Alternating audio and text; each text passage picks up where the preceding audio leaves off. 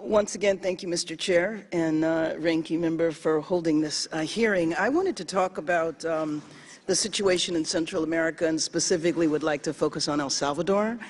I was listening to your responses, Mr. Ambassador, about what we're doing to address the root causes, and it seemed as though your focus was a little bit on law enforcement. And we have spent a lot of time trying to address violence and crime-related issues with a strictly law enforcement strategy in the United States, and it hasn't fared very well. So I wanted to know what you have done beyond law enforcement. And I focus on El Salvador because there's a lot of discussion about MS-13 Mara Salvatrucha, which is a gang that started in my city, Los Angeles, and we exported this problem to El Salvador. And so I want to know what responsibility we are taking for our contribution to the problem in El Salvador. Thanks for the question. And I think an element of this here should be fielded by my colleague from USAID. You know, our Central America strategy, yes, it has a component of law enforcement to it, but it is also designed to address the root causes of why people are leaving these countries or why people they seek to leave.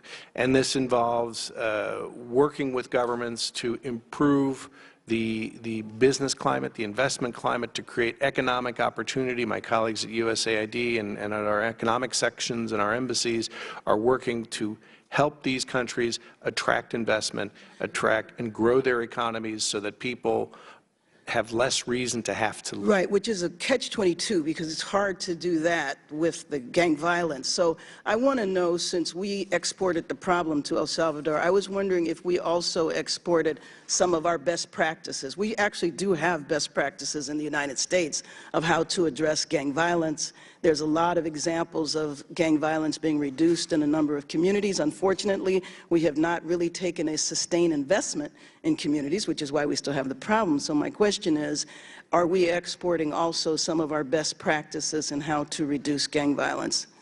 Well, I can, one of my colleagues from the Bureau of International Narcotics and Law Enforcement would be better equipped to answer that. We can take that back and get you an answer as to what specifically we're doing regarding gang violence. Okay, that's great. I would appreciate that. Let me move on to another subject because, like all of my colleagues, and I'm sure all of us in Congress are deeply concerned about these children, and I'm concerned that many of these children will never be reunited with their parents again. And so there's a number of examples of parents who are deported and then not being able to find their children, since we did this in such a haphazard way. And my colleague over there, Mr. Roybacher, when the Obama administration had the problem of unaccompanied minors, which is different than taking children away at the border, there was a big outcry about that and what was happening with those children.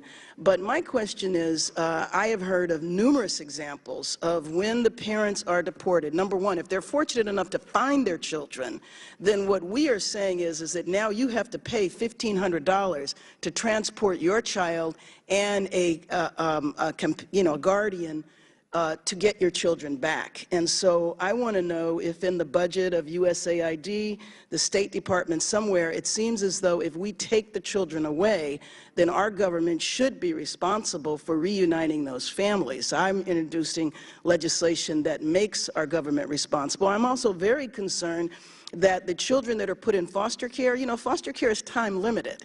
And so if you languish in foster care for more than 18 months, parental rights can be terminated, which is why I'm worried that some of these children may never find their parents again. And so I want to know if within the budget of USAID you are considering setting money aside to help facilitate the reuniting of these children that we took away. Great, thank you. All of our funding is dedicated to working in the countries of the Northern Triangle on this issue. Right, so the question is, are we setting aside money so that we don't charge the parents? We took the children away, and now we're charging them to get their own children back.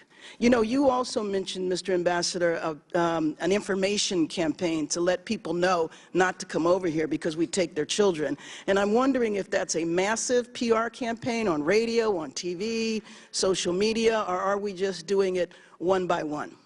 I think what I said, or certainly what I meant to say, was that our public diplomacy in all countries is to encourage people to travel to the United States, whether that's as a tourist, as a student, or as a legal migrant, to come and travel to use legal methods to do so. We urge Are we people, telling them that we're going to take their children? I don't believe we're telling them that. We Yeah. are telling them that they need to avail themselves of legal routes of travel and legal routes, should they qualify as immigrants, that they should pursue legal ways to do that. This is going to go down in our history as a real moment of shame. Thank you. I give back my time.